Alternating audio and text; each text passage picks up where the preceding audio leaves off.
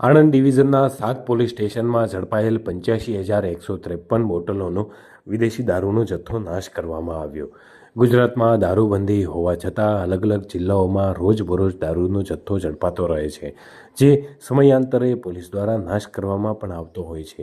ત્યારે ગતરોજ આણંદ ડિવિઝનના 7 પોલીસ મથકે નોંધાયેલા 161 ગુનામાં પકડાયેલા ₹1.67 કરોડની કિંમતની વિદેશી દારૂની કુલ 85,153 બોટલો ઉપર રોલર ફેરવીને નાશ કરવામાં આવ્યો છે.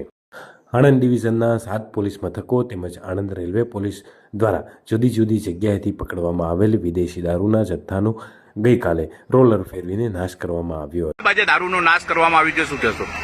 આજે આપણે આણંદ જિલ્લાના ટોટલ 7 પોલીસ સ્ટેશન અને આણંદ રેલવે પોલીસ સ્ટેશનના મળી અને કુલ 141 ગુનાઓની જે પણ દારૂની બોટલો આપણે રાખી છે એ તમામ મુદ્દામાલનો નાશ કરવામાં આવી રહ્યો છે.